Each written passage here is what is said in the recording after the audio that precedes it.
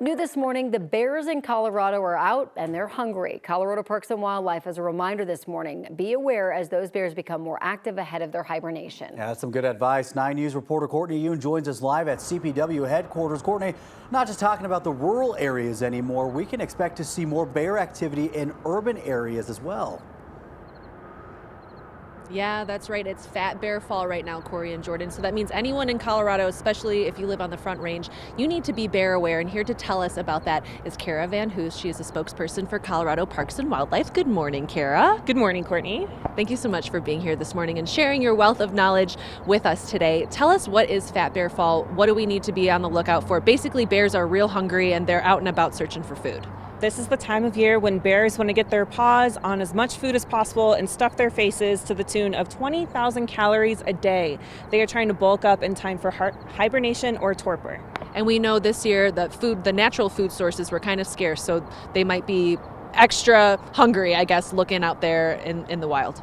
We had some tough rainfall this spring, not as much as we would have liked, and maybe some late freezes. So the natural food resources that bears would normally forage for in the wild, like chokecherries or acorns, may not be in abundance like we would like.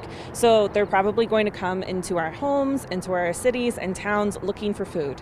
All right. So if there is a bear that's near you, what should we do? Because I know that there's a bear lurking behind us right now. Do you feel that? Do you feel that there's a bear? Yes, I can tell. And I'm like, Kara, what do I do? Please tell me. One thing you can do is get bear spray. So we've got a training unit here with bear spray. So that means that doesn't have the chemicals that a normal bear spray would have. So what we're going to do then is treat it like a firearm. So you point your nozzle towards whatever you're willing to shoot. So we're going to turn here towards the bear, and you want to make sure you're about 20 to 30 feet away from the bear. Ideally, that's the spray range. So what you do is you slide your pointer finger through the loop here, and you take off the guard with your thumb, and you put your thumb on the trigger, point it towards the bear, and spray.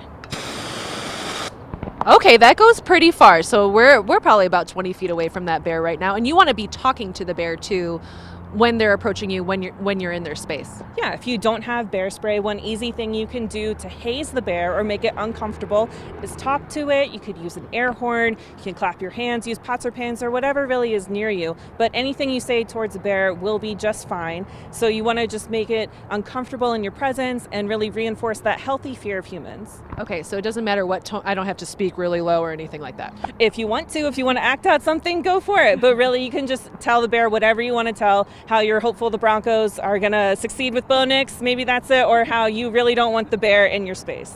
Okay, that sounds really good. Any other tips, any other things that you want people to be aware of as we're entering fall? Yeah, trash is the biggest problem we see with bears. Bears have incredibly sensitive noses. They can smell food up to 5 miles away, and trash is food to bears. So it's really on us to keep our trash indoors, keep it secured as much as possible, and don't put it out on the curb until it's the morning of pickup. All right, even if we ate all the food in that wrapper, get rid of the wrapper too and secure it. Yeah, bears can still smell that and think that's food to them. They would love to eat wrappers or birdseed or anything that you have that's for some reason food in a bear's mind. So it's on us to make sure that trash is really secured and that bears move towards wilder spaces to find their food. Got it. Thank you so much, Kara. We're going to try to keep our wildlife wild. We appreciate you. Thank you for having me. All right, live in Denver, Courtney Yoon, 9 News. A lot of great tips right there. Yeah, good reminders, Courtney. Thank you.